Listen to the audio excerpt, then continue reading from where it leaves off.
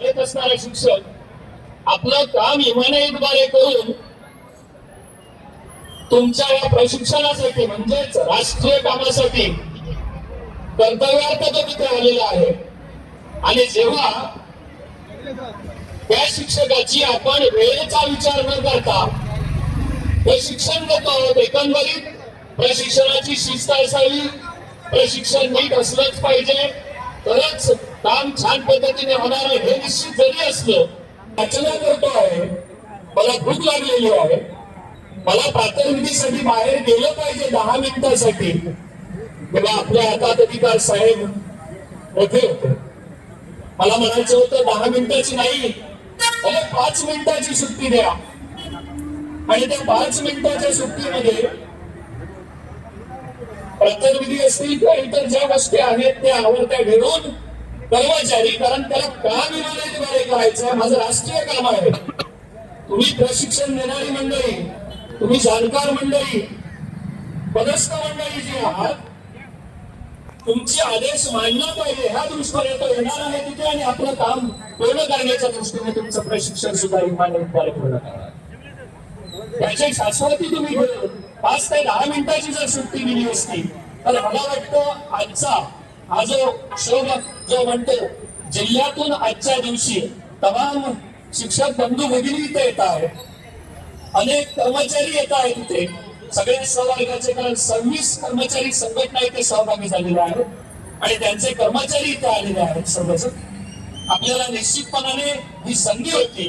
आताही आमच्या ज्येष्ठ जे मार्गदर्शक मंडळी होती, आमच्या सहकारी संघटनांचे होते, त्यांनी आपल्याला आवाहन केलं की या गुरूंच्या समोर तुम्हालाही आम्ही गुरुस्थानी मांडलेलं असतं प्रशिक्षण घेतो तेव्हा, आजही तुम्हाला गुरुस्थानी मांडलेलं आहे, परंतु आपण इथे येण्याचं आमच्या ह्या मोडमध्ये यावं आणि ज्या काही गोष्टी तिथे घडलेल्या असतील त्याच्याबाबत आपलं जी काय वाच्यता असेल ती करावी आणि निश्चितपणाने आपल्याला राष्ट्रीय काम करायचं आहे, ते उद्देशाने काम करायचं आहे, याच दृष्टीने आपण इथे यायचं होतं। आणि मला वाटतं निश्चितपणाने आपण इथे ज्ञान अशी आम्ही 5 वाजेपर्यंतची अपेक्षा सर्वजण करतो आहोत, आपल्या आपण प्रतीक्षित आहोत। तेव्हा असो तमाम सर्व शिक्षक बंधू भगिनींना, सर्व कर्मचाऱ्यांना मनस्वी धन्यवाद देतो। मध्यवर्ती संघटना यांच्या माध्यमातून दिनांक 25 रोजी देवगड या ठिकाणी जो प्रसंग घडला त्याच्या निषेधार्थ या ठिकाणी आपण आज मोठ्या संख्येने या ठिकाणी जमलो आहोत। सर्वप्रथम मी सिंधुदुर्ग जिल्हा माध्यमिक अध्यापक संघाच्या वतीने दिनांक 25 रोजी जो प्रसंग घडला त्याचा जाहीर निषेध या ठिकाणी करतोय। कारण लक्षात घ्या, आपण सर्वजण ग्रासरूट लेवलला म्हणजे खालच्या स्तरावर काम करणारी सर्व मंडळी आहोत। म्हणजे ते इलेक्शन असो, डीएलओचं काम असो, जनगणना असो, मग या दरम्यान जी विविध प्रशिक्षण होतात तो प्रत्यक्ष आपण कामगिरीवर असतो, त्यावेळी आपण चांगल्या प्रकारे काम करतो आणि त्याचं श्रेय हे सर्व अधिकारी घेत असतात, हे आपण लक्षात घेतलं पाहिजे। मग ते जिल्हाधिकारी असो, प्रांताधिकारी असो किंवा अन्य अधिकारी असो, जेव्हा आपण ग्रासरूट लेवलला हे काम करतो तेव्हा त्याचं श्रेय आपल्या प्रशासनाचे अधिकारी वरच्या स्तरावर घेत असतात। सन्मान असतो, अधिकारी कर्मचाऱ्यांना सन्मान मिळालाच पाहिजे। आमचे सुद्धा जे माझे सहकारी बांधव आहेत, सहाय्यक कृषी अधिकारी, हे सुद्धा सर्व तालुक्यात बीएलओचं कामकाज करतात आणि हा प्रसंग आमच्यावर सुद्धा जिल्हाध्यक्ष बोलले त्या ज्या जबाबदाऱ्या त्यांना दिल्या जातात त्या जबाबदाऱ्या वेळोवेळी गावस्तरावर ज्या मोहिमा येतात त्याच्या या ठिकाणी आपली भूमिका मांडत खरं आहे। महसूल विभागातील एक महत्वाचा घटक समजला तो ग्रामसेवक जो गावागावामध्ये काम करतो आणि ते जर थांबले तर मात्र हे सगळं थांबले असताना असा कठोर निर्णय सुद्धा वेळ आली तर घ्यावी लागणार। वर्तमान सरांना मी विनंती करतो। यानंतर आणखीन एक या आंदोलनामध्ये सहअधिकारी संघटनेचे जिल्हाध्यक्ष आदरणीय वाघमोडे सर या ठिकाणी उपस्थित आहेत। मी त्यांना विनंती करतो की त्यांनी आपली भूमिका आपल्या संघटने राज्य मध्यवर्ती आंदोलन जे चालू आहे या आंदोलनाचा मी त्या घटनेचा उहापोह करणार नाही। सर्वच आदरणीय वक्त्यांनी आता त्या घटनेचा उहापोह केलेला आहे, परंतु आपण कर्मचारी म्हणून जेव्हा काम करतो तर आपण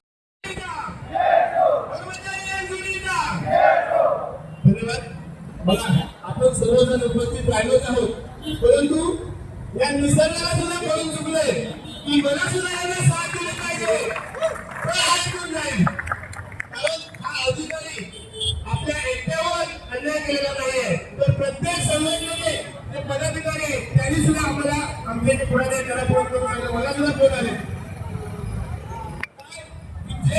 तुम्ही योग्य केला, आमच्या सोबत तुम्ही पुढे आला, आमचा तुम्हाला सपोर्ट आहे, पाठिंबा आहे.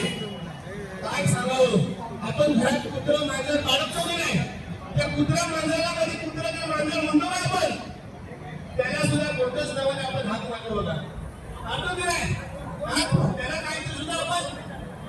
या ठिकाणी सन्मान्य शिक्षक आमदार या आंदोलनाच्या निमित्त आपल्याशी बोलू इच्छितात.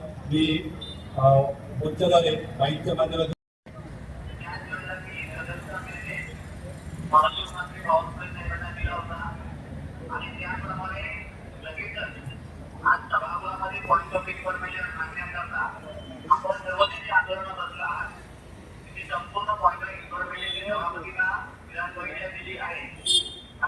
अंतिम निर्णय घ्यायचा आहे.